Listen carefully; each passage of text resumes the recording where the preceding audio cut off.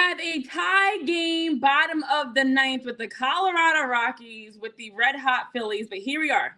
Here we are, guys. Welcome to PHLY Phillies podcast.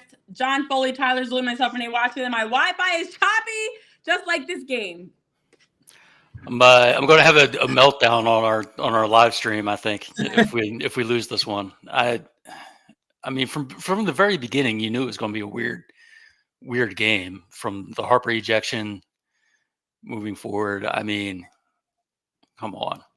So I don't know if you guys are aware of this, but this is going to be my hot take of the day. Middle is a bad pitch, no matter how hard you throw. It's very bold of you, Tyler. That's my hot take. And thank you. Good night. I will see you all later. Yeah. Oh man. Yeah. So this is not great. My setup was anticipating a quick ninth. So I don't even have the game on here. I'm looking at the game day. I think a lot of us were. I mean, and listen, this bullpen's been incredible for 8 weeks now, and it was one bad pitch, and unfortunately, it's going to cost them because I mean, I don't know how you guys feel about it. I feel like the Phillies have squared up about 8 balls tonight that have been they've got nothing to show for it. What Castellanos squared one up in the top of the ninth, right at the center fielder a couple of times. I mean, they've hit the ball hard a couple of times tonight, and they've gotten absolutely nothing to show for it, which is so strange because, Coors Field, ball flies out of the ballpark. It is what it is. This is a really weird, low-scoring game at Coors Field where, both of the starters, quite frankly, like they battled. It's, two crafty lefties. Sanchez throws obviously much harder than Ty Block does, but, tip of the cap to both of these guys. They kind of battled because I don't think either of them had incredible stuff today. Weird kind of low-scoring game. It is, and I was saying that earlier. Like, what happened? How did we get here? This is just one of those weird Friday night games. Bryce Harper's ejection in the first inning. Nick Castellanos being the hero. Edmundo Sosa being the hero. I was saying, wasn't expecting any of this, and definitely wasn't expecting us to be in a situation where the game is tied up heading into the bottom of the ninth. Come on, Jose Alvarado. This is baseball. This is why we always talk so much about the longevity of the season, because as it's such a long season, and for as great as the Phillies have been, they're going to be human at some point. And it's the Rockies. We get that. But at the end of the day, they were bound to have a dip at some point. Just didn't expect it to be a weird game. But there are some factors. I know in the chat I'm seeing some mention. There are some factors that you can actually point to why today is a funky game and a weird game in the lineup, in where guys are. Just a lot going on. Yeah, exactly, Renee. I mean, this isn't over yet, so let's see what happens. But if you didn't think they were going to lose to the Rockies, but if they were going to lose to the Rockies, you knew it would look something like this, right? Like something weird, like the Harper ejection, low-scoring game, a home run ball, extra innings. It's actually one thing if there's any sort of weakness that we've seen from the Phillies, it's been some of these tight games. They've been dominating teams, and the few losses that they've had over this incredible run have been, extra innings, one-run games. So maybe it's a blessing in disguise if they pull this one out and fight back from some adversity. Because when you're winning as many games as they have, there's not much left to accomplish. Listen, this team's been annihilating the opposition, for basically the entirety of the season. And we talked about this. They trail, they come right back. They trail, they come right back, and then they put the foot down. And all of a sudden, the 5-4 or the 5-3 game against Texas is 10-4 at the end of the game. And and that's a product of an offense that's rolling right now. But like I told you guys, they've hit the ball hard quite often today. In fact, they have 11 balls off the bat at 95 miles an hour or more, and they have 8 balls off the bat at 101 or more. Now, with that being said, you guys want to take a guess at how many hits they have on those balls hit at 95 miles an hour or more, or even if the answer is the same, if you want to play it to 101 or more? I'm going to say 2. They have 2. And you know which ones they are? Gone. They're Let's go get it out. their Nick Castellanos' home run, which was a home run in 30 of 30 ballparks, and their Edmundo Sosa's home run, which is a home run in every ballpark except all of a sudden Baltimore, which is now which Baltimore's left field is what's the one the Giants used to play out in New York back in the day, the Polo Ground. Yeah, it's like 158 feet to left field. But listen, I mean, guys, sometimes this happens. I was gonna say, and while we're talking about this, sometimes it happens. We are, as we know, heading into extra innings with Edmundo Sosa, Whit Merrifield, and Christian Pache up next in the batting order for the Phillies. We are also, I know in the chat, everyone's trying to figure out, is it Stromboli? Is it Sir Anthony? Because we've seen a good outing from Orion Kirkring, Hoffman, Alvarado. Who gets to go? Who gets not? I'm waiting for it to update. I'm waiting to see and get the update on exactly who's next.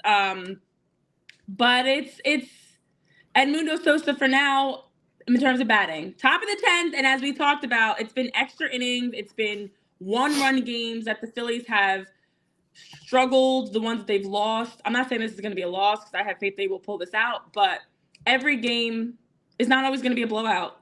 It's not always going to be one early. So So Jay Cave has entered the game for the Rockies. So that's a good sign for the good guys. I think the Sir Anthony Strom question is going to come down to whether the Rockies have left-handers or right-handers coming up. I hope it's Strom. Sir Anthony's been better as of late, but feel much more comfortable with Strom on the mound. You know what the funny thing is too, John, and you're probably right. Like Topper is a matchup guy through and through, and he's going to live by the sword and die by the sword. Most of the time this season, he's lived by the sword. But I almost am to the point because I know that we all trust Strom, but like I am one of the biggest Strom believers on this planet, and I almost am to the point where lefty righty, I don't care. I need, especially if you don't score and you need to extend this to an 11th inning, Strom should be pitching regardless.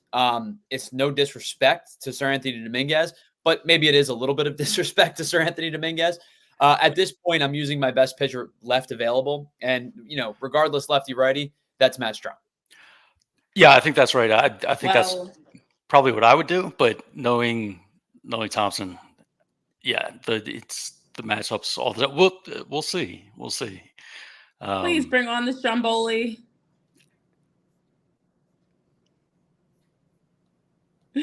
Well, let's see if we get this ghost runner home first. And I will say, guys, the one thing that we can kind of take into this, particular situation is, as we kind of all expected, the Rockies team ERA, their team ERA is a 5.2. Just let that sit in for just a second. Yeah.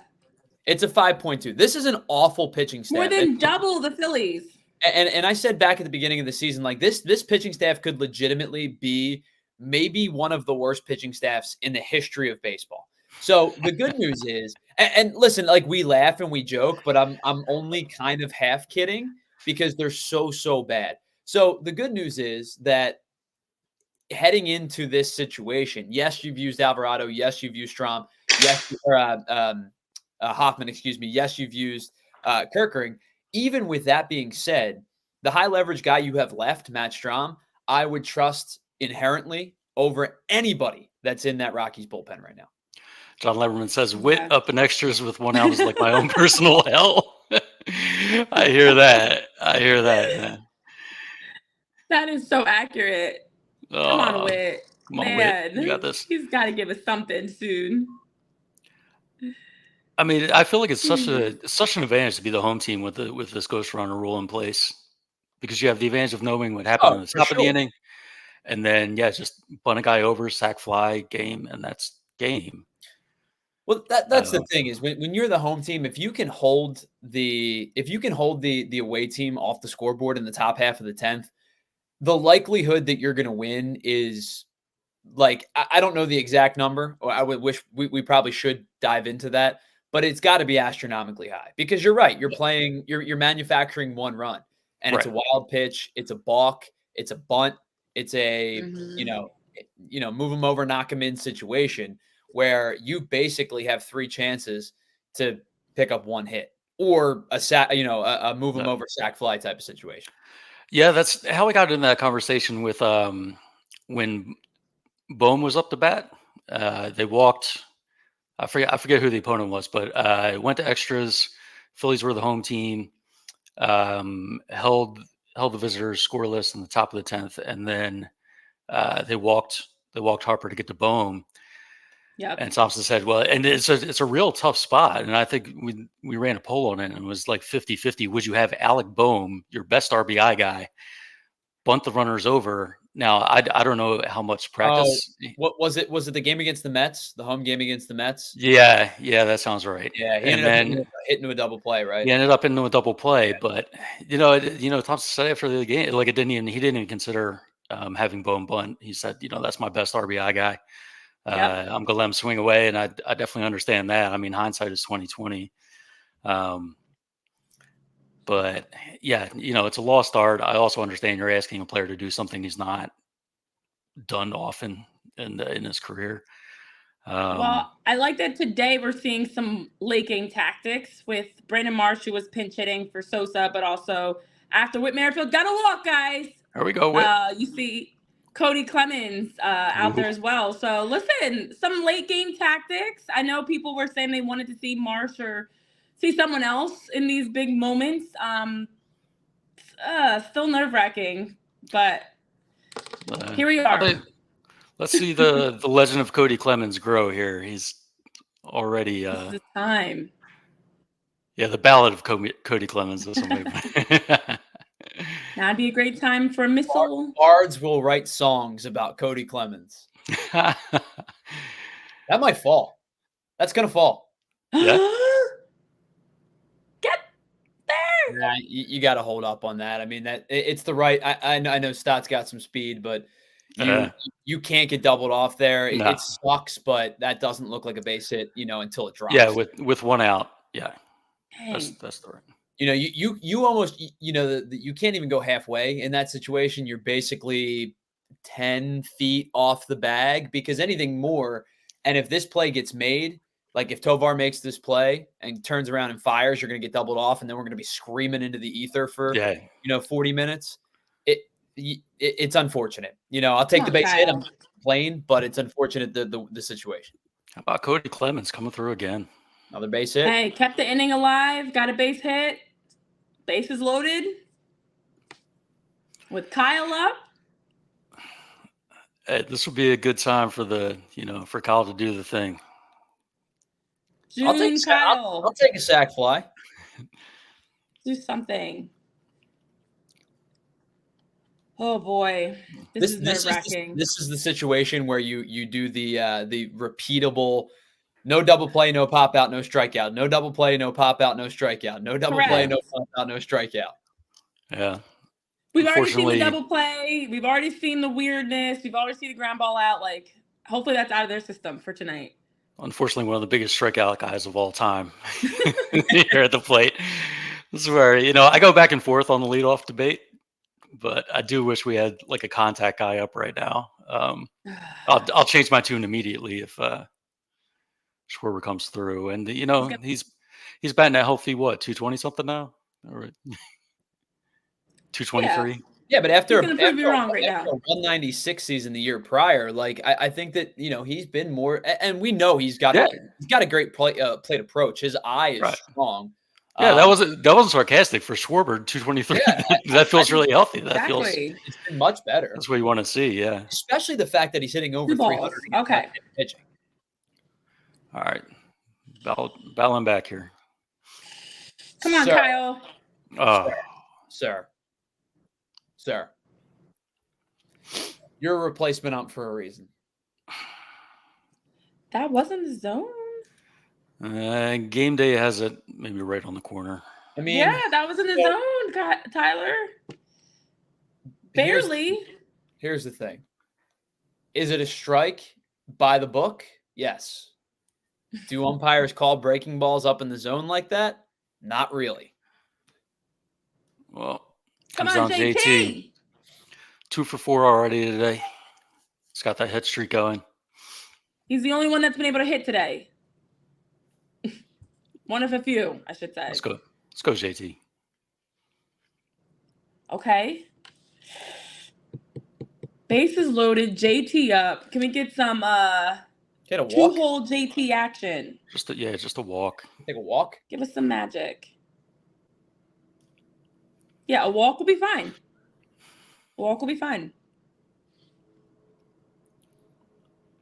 This is not what I expected to be doing this game. I was sitting here watching like this because this is I know. No. I expected a late night celebration. This is not what I agreed to. I thought we were just going to have a fun party about our 10-0 win. This is I'm going to join the show game started off so fast. Yeah, I mean, at one point it looked like it was going to be over in 2 hours. It did. Wow. Oh, That's a makeup call. that's barely. Oh, and they checked and gave it to him. Oh, Oh, no, man, they didn't. that's close. Oh, come on. Game day has all That's got to be a ball. I don't way think that was in the strike zone. way No, outside according to game day. You went though. Very outside. Oh, I got game day. I don't have Yeah, video. he broke the hands. The hands broke. All right. I mean, I don't think JT. Topper doesn't like it, but No. hit it hard right Yeah. now. Son of a I mean, gun. Didn't work out there, but JT, he's having a great season. I think a lot of people thought he was, maybe on the downside of his career already, and so far, at least, knock on wood, that has not been the case. Even today, couldn't come through in that situation, but 2 hits on the day. This is where some of that firepower in the bullpen comes in, because what you need in this situation is strikeouts, right? And they definitely got some arms that can do it. Unfortunately, I think, John, they've got, I don't know how you guys feel about it. They've got 3 guys that I inherently trust with just about every situation possible. And tonight, it's unfortunate that Alvarado blew the save, but he's one of them. Obviously, Hoffman's one of them, and Strom's one of them. So I think that if you can elevate Kerkering to that role, or we're talking way down the line, they're still a month plus out, or you acquire somebody towards the deadline. And I'm not talking about high leverage. I'm talking about that stopgap, the medium leverage guy between those 3 and Kerkering. Then you're talking about 4 guys you inherently trust, plus a young reliever who's, really coming along and coming to his own. And I don't know about you guys, but the one thing that's impressed me with Kerkering the most is over the last, let's say the last 2 weeks, his willingness to throw the fastball has improved significantly. And he is one of those guys that almost wants to throw the slider to set up the fastball, when in reality, I'd love to see the inverse, fastball to set up the slider. And if he gets to a point where he trusts his fastball the way that he trusts his slider, you've got another high leverage reliever on your hands. Yeah, you sure do. I mean, I think my trust level in him is just it's not far behind, Alvarado, Hoffman, and Pastrami. Stromboli. Don't Stromboli is this the whole thing? Don't encourage her. Stromboli is his name, guys. I thought for sure he was going to do the Declaration of Independence line for me. But sorry. Let's see. There's been some really questionable calls tonight, that's for sure.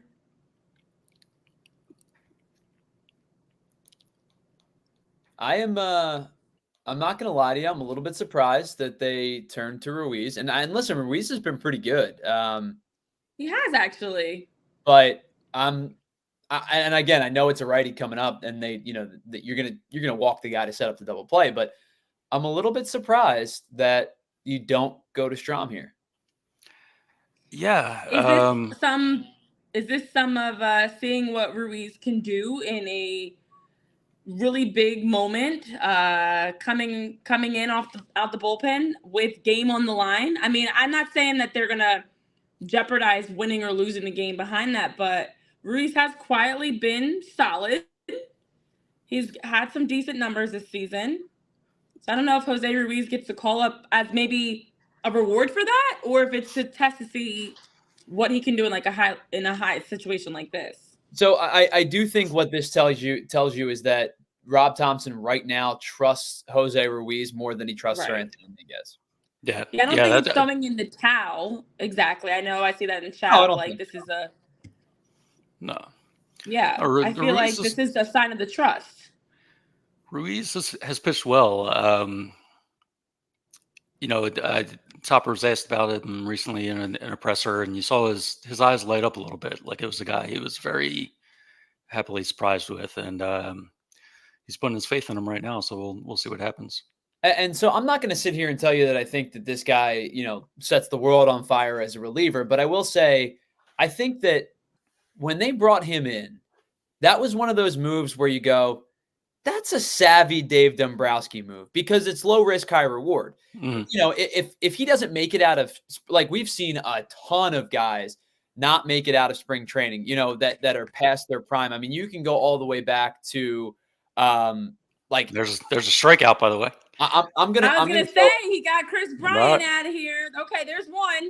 Like I'm gonna throw out a name, and you guys are gonna go, where did you pull that name out of your ass? And the Phillies brought Neftali Feliz in, like a decade ago, right? And he was cooked at the time, right? Come on, Jose. But you brought a guy in like that to try to see if, hey, can you get a little bit of something out of him?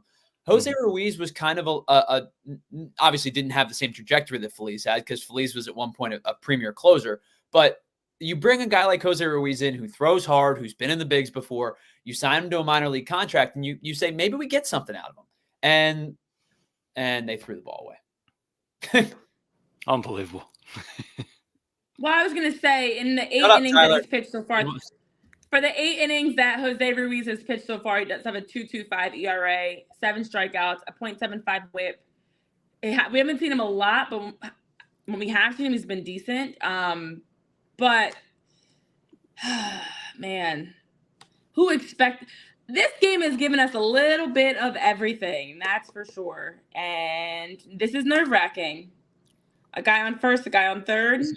That was an unbelievably easy turn, too. I mean, that was when you talk about tailor-made double plays, that was about as tailor-made as it gets. You're lucky that he was kind of flailing back to the bag a little bit.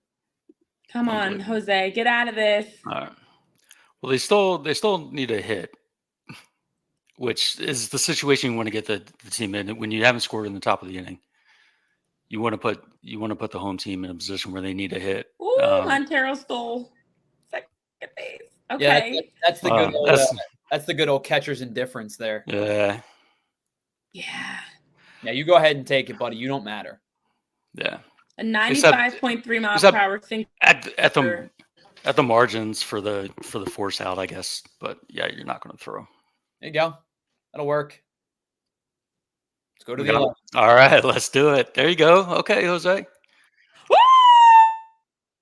So, guys, I don't know if you're ready for a 4-hour show, but this is what buckle up. We're here. Okay. Let's do it.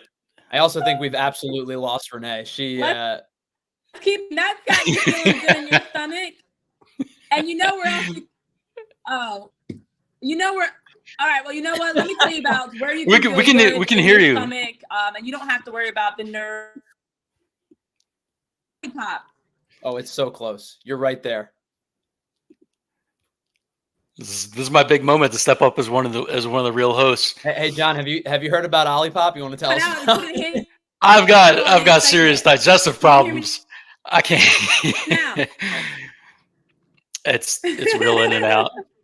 So, were you playing a joke on me? No. Well, your video is so bad. Okay. It's just not even. It's not right, even you guys functional tell right us now. about Olipop. I will do this. Let's talk about it.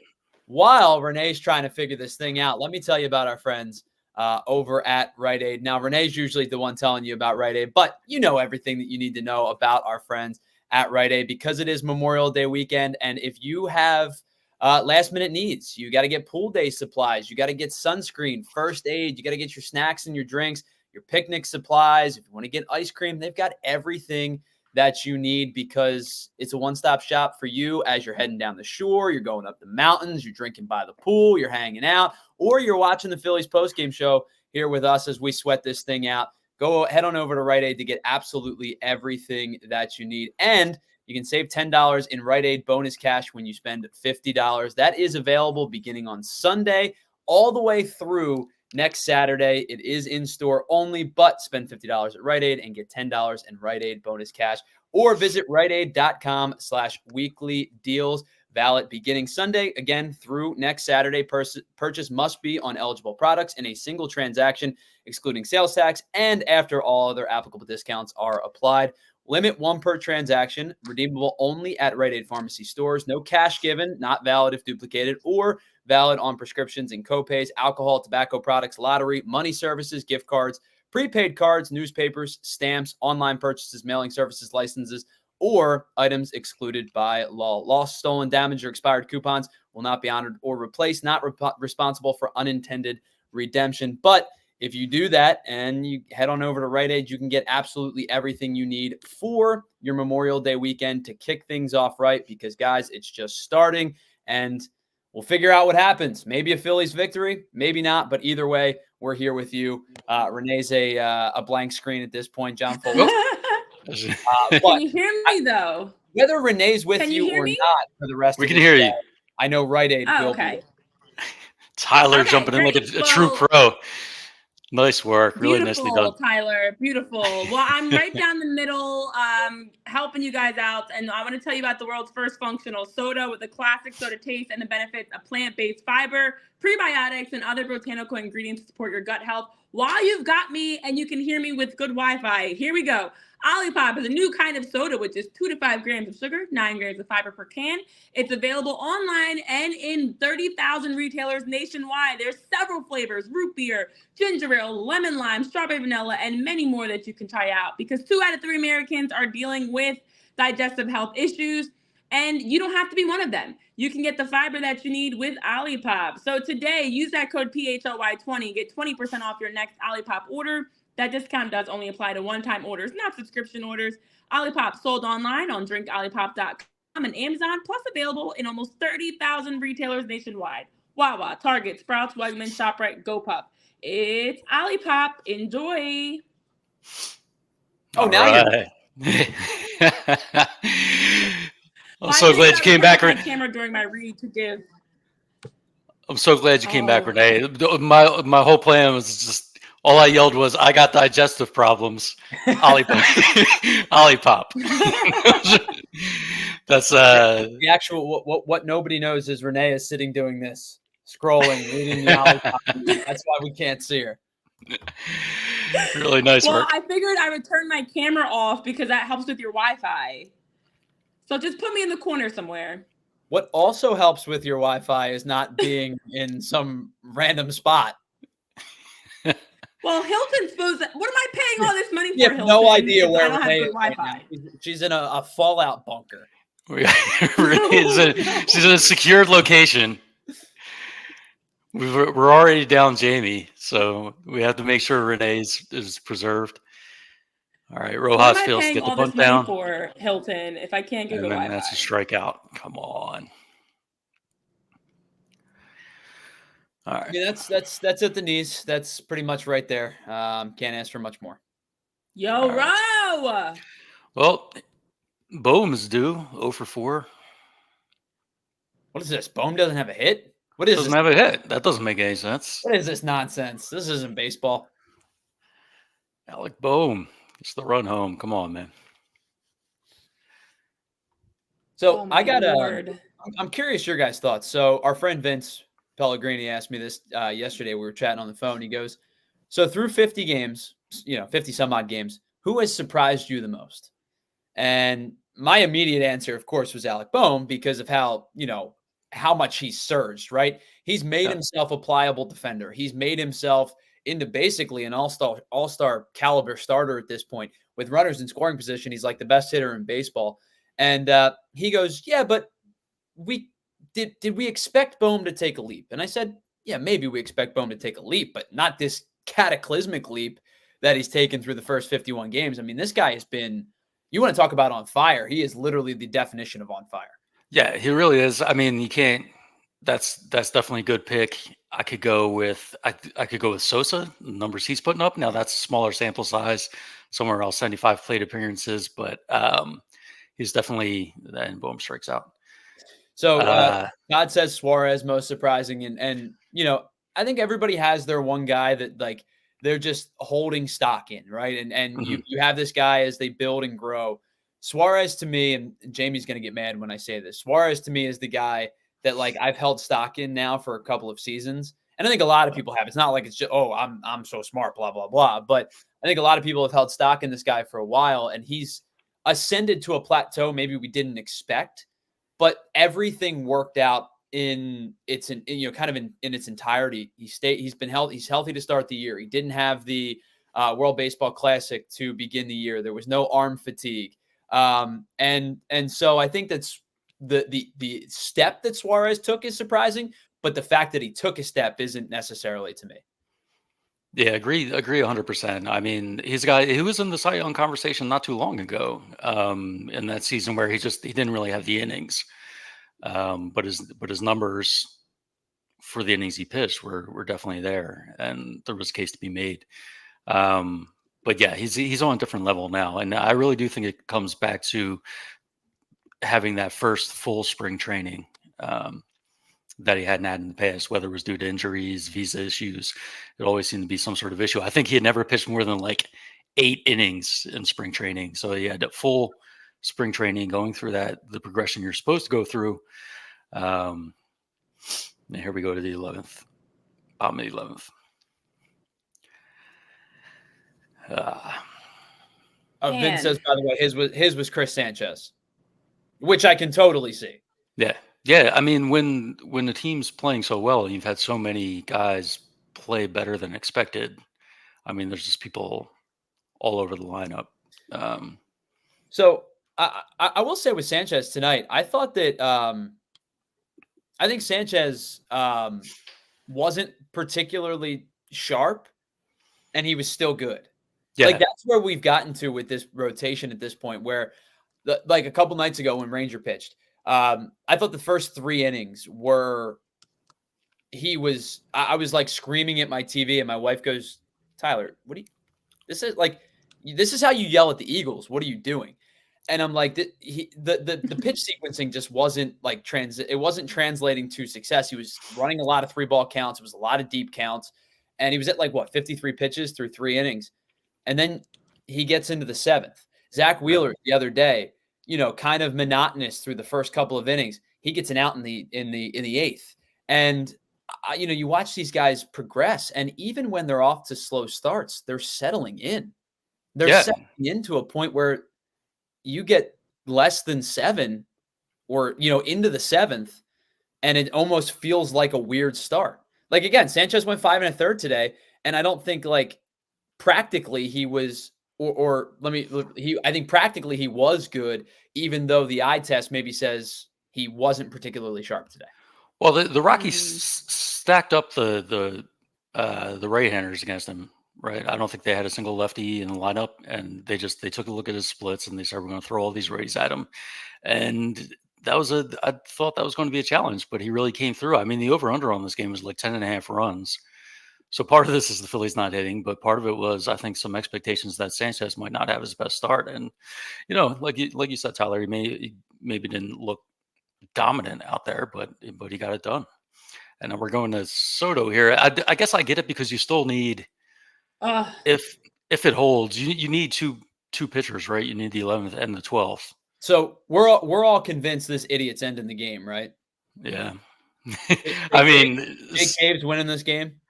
I have no doubt in my mind as a is that what we're signing up for? Oh, he's up right now. So he's up. Is that how it really? This is it. This is how things are going to end.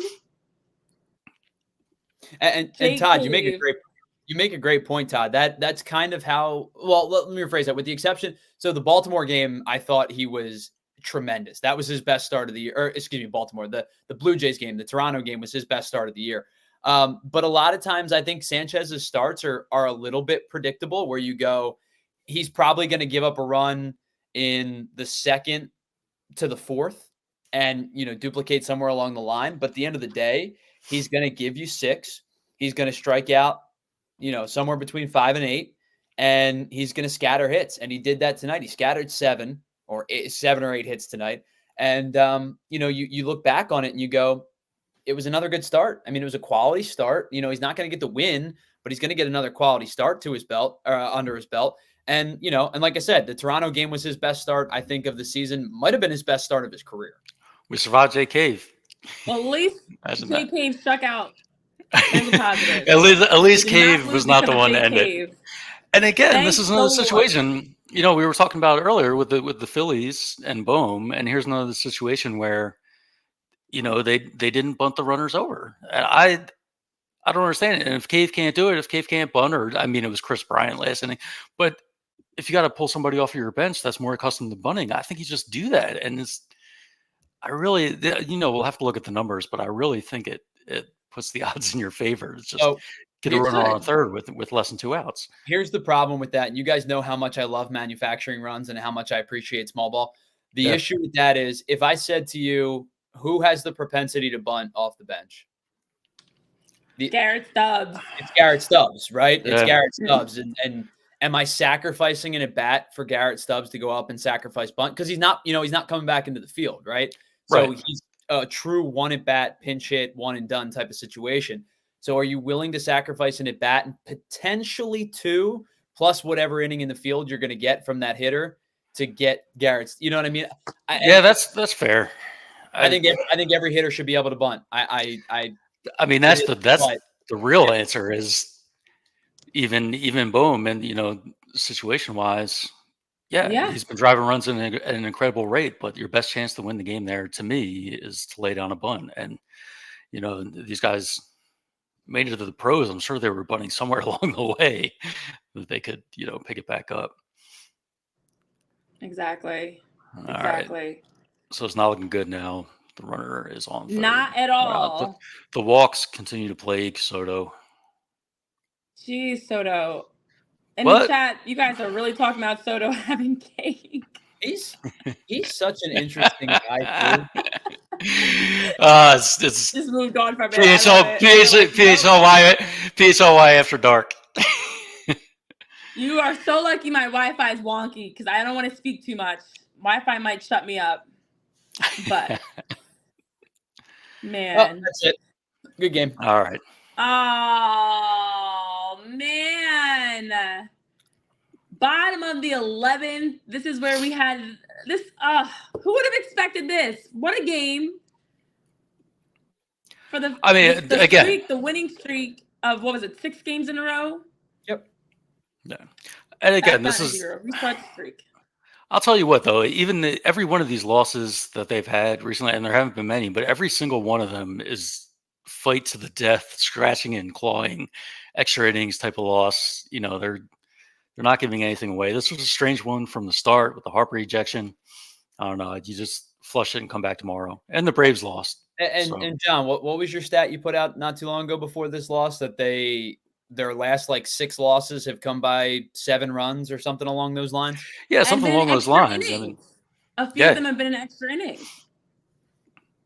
Yeah, so this is frustrating. It's the Rockies. Baseball. It's baseball. Over the course of 162 games, you're going to have some clunkers like this. It is frustrating. Did the entire course of the game change because of that Harper ejection? Oh my. Oh, bless you. You're taking out Harper's bat. Harper's bat comes out for Rojas's bat, basically, right? And guys shift defensively all over the field. Defensively, you're moving all over the place. Yeah. You've got Bohm moves to first, Merrifield goes to third. Marsh moves into the left. It's a lot of moving parts that you really didn't want to anticipate. Right. They weren't going to win every game for the rest of the year. The tough thing is, guys, when it's game time, you never know what's going to go wrong. And I'm going to shut my camera off so that I can make sure I nail this read without any issues. When it's game time, you don't want to have any issues. You want to make sure you can have stress-free purchasing and a stress-free process. And you can do that with the Game Time app. You can browse to the Game Time app today, be able to check out their low prices. They have great last-minute ticket deals. They also send you updates on tickets that are dropping in your area. And with those killer last-minute deals, the all-in prices, you also get the views from your seats. So you get an idea of when you're going to be sitting, where you'll be enjoying that concert, the comedy show, the game, when you use the Game Time app. So you can take advantage of those last-minute deals today by downloading the Game Time app, taking the guesswork out of buying baseball tickets with Game Time. Download the app, create an account, and use code PHLY, which gets you, as you see on your screen, $20 off your first purchase. Terms do apply. Again, create an account, use that code PHLY, get $20 off, and download the Game Time app today for those last-minute tickets, lowest price guaranteed, because we want to be ready come game time to get into the ballpark, enjoy the game stress-free. Tickets are on your app where you can easily scan them and get inside. Prices are low, so you can save money, and you can see your seats, so you can guarantee you're going to be having a good time, guys, with the Game Time app. Yeah, and while we're at it, let me tell you about when you're going to use the Game Time app. What you're going to do when you get into those seats is have an ice-cold Miller Lite, because of the fact that this is a long season, and these type of games happen. And now the beauty of today is there's a baseball game in less than 24 hours again. And you can enjoy Miller Lite anywhere that you can find beer, because it's so readily available. You can do it, like I said, down the shore, if you're up the mountains, if you're sitting in your mom's house, like I am, anywhere that you can get beer, you can get Miller Lite, because it's so readily available. And the good thing about Miller Lite is when you have a couple Miller Lites and it's, getting a little bit warmer, it was 85 today, you're not going to feel gross. Listen, I'm an IPA guy through and through. And, sometimes that sounds a little snotty and snobbish. But the thing is, when you're out and it's warm, you're at the ballpark or you're at the beach, you can't be drinking the IPAs all day, but you can have yourself a cool, crisp, refreshing Miller Lite. It is the premier light beer. Great taste, less filling. You keep it light, you keep it conversational. And the beauty of Miller Lite, again, is you can buy it pretty much anywhere. And at points, you can even get it dropped off to your doorstep, because Miller Lite will deliver to you. Miller Lite keeps it simple. Great taste, only 96 calories. It is the original light beer since 1975. You don't have to choose what's best. Miller Lite has great taste and is less filling, and it just tastes like Miller time. To get Miller Lite delivered right to your door, visit MillerLite.com/PHLY Phillies. That's MillerLite.com/PHLY Phillies. Or you can find it pretty much anywhere that sells beer. Celebrate responsibly. Miller Brewing Company, Milwaukee, Wisconsin. 96 calories per 12 ounces. Fewer calories and carbs than your premium regular beer. And enjoy one on your Memorial Day weekend. Yeah. Or all maybe right, enjoy. So with that, we are officially done. It took 11 innings for the Phillies to drop a 3-2 loss to the Rockies. Not a great game, but it all changed 13 pitches into the game when Bryce Harper was ejected.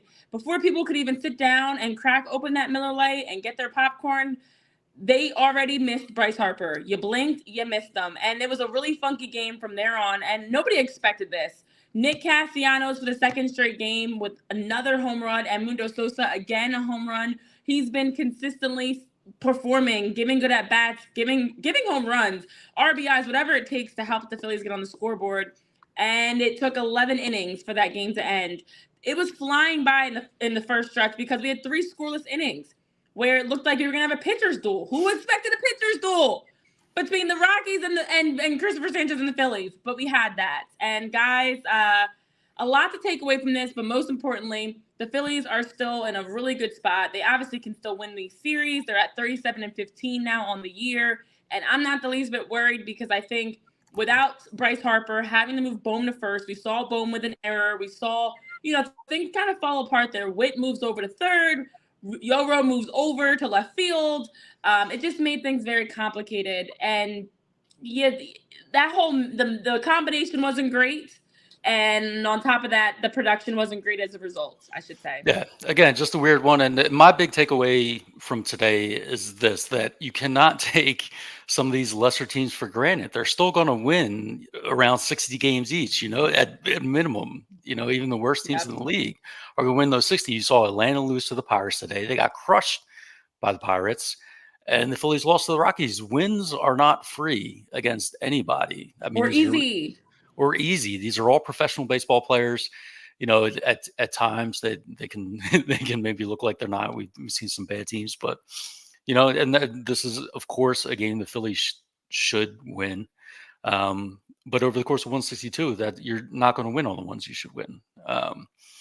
So they've got to make it up, and it does seem like they have a little bit of a problem with the close ones, with the extra innings here.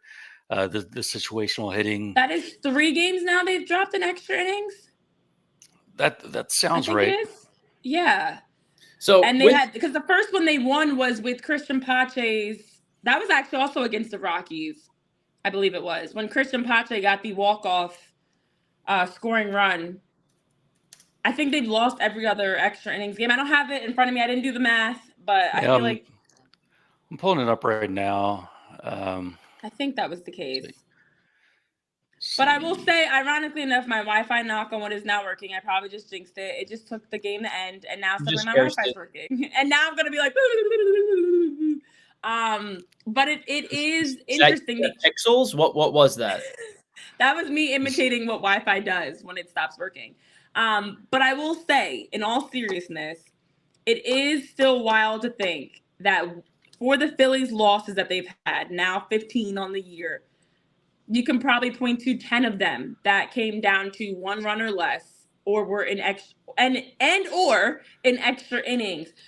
It could be a good thing that it's a grind out game, that's down the wire. It's not ugly, but it also could be a teachable moment for them that hopefully proves to be valuable down the stretch. Yeah, I just pulled up the numbers. They're actually not as bad as I was thinking. I think it's a function of, the losses stick in your mind more than the wins. Coming into today, they were actually 4-3 in extra inning games. So now they're 4-4. Oh. In 1-run games, they were 10-4, and they're now 10-5, and 15-4 in blowouts, 5+ runs. So, again, when the losses tend to stick with you. All 4 of those came when, though, John? All four of losses? Those blowouts of 5+ runs. The first 2 series, right? Oh, yeah. Sorry, I do regret to inform you guys, though, that the ones that the 15-4 and the blowout wins, they don't count. I don't know if you guys are aware of this. They didn't play any. The games actually never happened. Yeah. Check out the chat, Matt Albertson here. At least it wasn't J.K. walk-off. That is, I do take some solace in that. that would have been just a dagger. So I will say this, and we talked about it during the game. The home extra inning losses hurt a lot more than a road extra inning loss. Now, I'm not going to totally excuse the inability to score. You had a 10th and an 11th to try to put some runs across, and you didn't do it. It is what it is. It happens. I think that the home extra inning loss, like the one to the Mets, stuck with me longer than this one will. Yeah. This one, I'm kind of like, listen, it's a long season. I have to tip my cap a little bit to Ty Block. I thought he pitched pretty well. Like, he's just your total junk baller, nonsense lefty who's throwing 88, 89 up in the zone.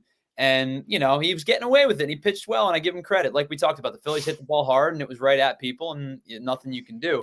The game against the Mets, where you have the opportunity to score the run, that's, especially after you hold the away team off the scoreboard, the home extra inning loss is way worse. Yeah, that was a killer. This isn't as bad. I mean, but I don't know. They're all bad. This is still pretty bad. You had a chance to go. I don't like to make excuses, but you can easily point to Bryce Harper's ejection and just the fact that there were some really bad, I know in the chat you guys keep talking about it, some really questionable calls and officiating that was going on. And ultimately, that changed everything, it felt like, for the Phillies. You have, even the entire lineup change that had to happen because of Harper's ejection. We don't want to see Alec Boehm at first base. We don't want to see Whit Merrifield that much, let alone third base or anywhere at this point right now. So it is annoying and it's frustrating because it's like you kind of let one slip. But, you're going to have these dips. You're going to have these games. And if this is going to be one of those bad games for the Phillies where you lose an extra innings, it takes you 11 innings to lose. I don't care if it's the Rockies or who. It might not be. It's not the worst thing every once in a while to lose. I hate to say that because y'all know I love to win. But they're not going to go undefeated through a season. They're going to lose at some point. And if today was that day, then tomorrow let's get back to it. You being okay with losing?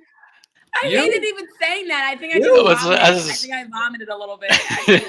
Actually. You are the most competitive human being I've ever met. Gouge my ears out for hearing myself even say that. But I will. It's a long season. It's not even Memorial Day officially yet. Technically, it's the weekend, but not the day yet. Yeah, and if we're going to lose, they're not going to go undefeated, guys. This is the harsh reality.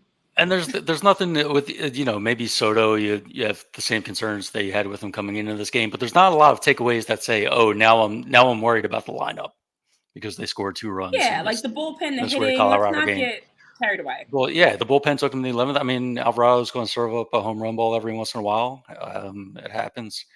It's frustrating, but there's not much. It's not one of those games where you point and say there's that flaw creeping up again. There's like the bullpen blowing it again. It's just baseball, like Tyler said. Sometimes you're going to have these games, hard hit balls go right at people. Your superstar gets thrown out for no apparent reason, and close game, and it could have gone either way, and went the Rockies' way. And I hate to keep harping on this, but the only guy in the lineup tonight that did not get credited with at least one hard hit ball was Bryce Harper, who was ejected very, very early in this one. Yeah. But here's some of the expected batting average on outs that were recorded by the Phillies today. Johan Rojas on a line out, 660 expected batting average, out. Alec Boehm, 110 off the bat, 640 expected batting average, out. Bryson Stott, 102 off the bat, 480 expected batting average, out. Nick Castellanos, 102 off the bat, 410 expected batting average, out. There's nothing you can do about it. Yeah, what do you do? What do you do?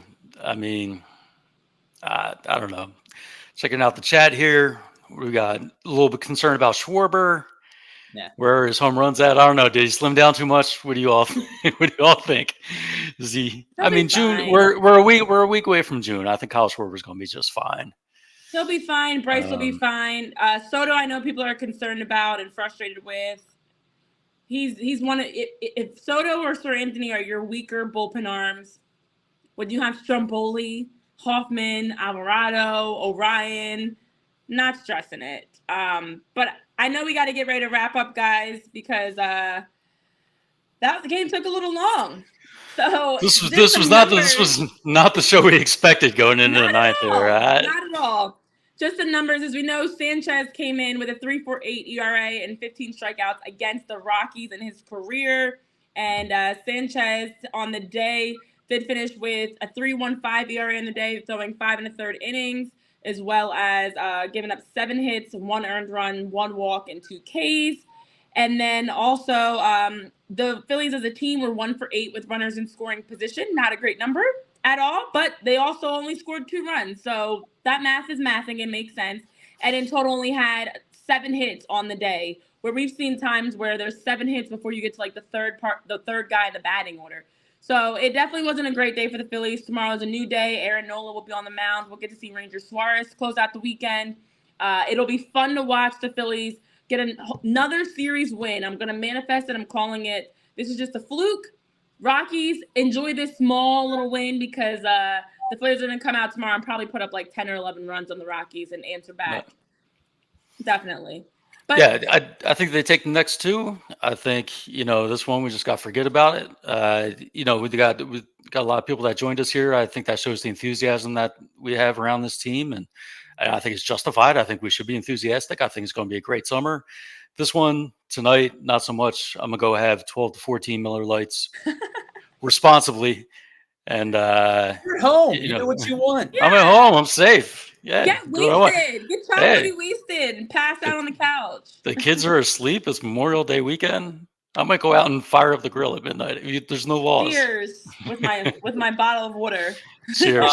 By the way, before we get out of here, I do want to let everybody know again, and I know that we're super excited about this, is our June 8th and 9th London series. We got a couple of live shows coming up for those games against the New York Mets. What's it, a 12 o'clock start on Saturday? 1:05 and start, and then I was looking for my phone to check the phone that you're currently operating. I was looking for my phone to check the schedule. 105 and 10:10. Yeah, Sorry, so that's it's bright and early. We will be at hanging out at Gall & Co. So hang out with Renee, with Jamie, John. Are you making an appearance on those two as well? I hope to see you. Yeah, where my poor Richmonders at? Yes, I'm going to need my people to come out.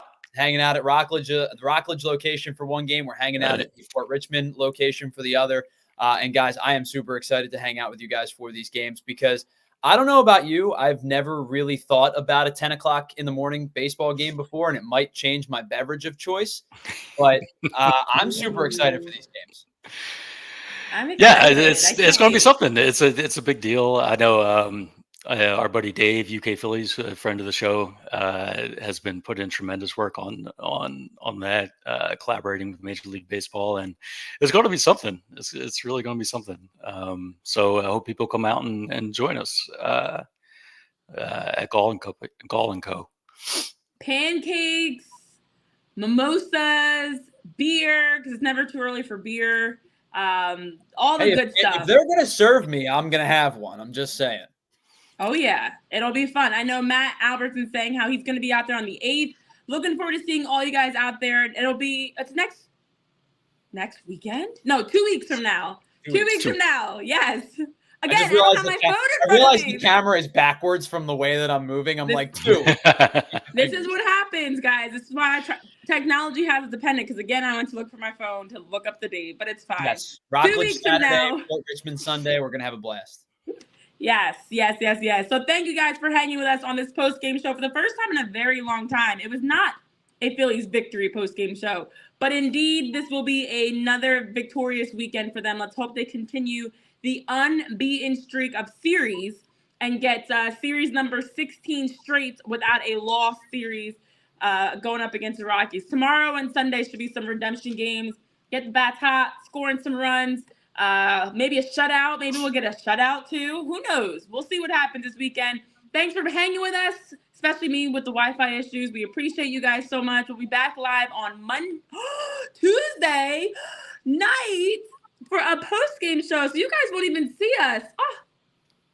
You're not going to see us until Tuesday night. We're going to have another late night post-game show that we'll be doing and hang with you guys for PHLY Phillies After Hours. Have a great Memorial Day weekend. Enjoy the extra day off of R&R. And we'll see you back to talk more Phillies Tuesday night post-game. Be there, be square here on PHLY Phillies Podcast.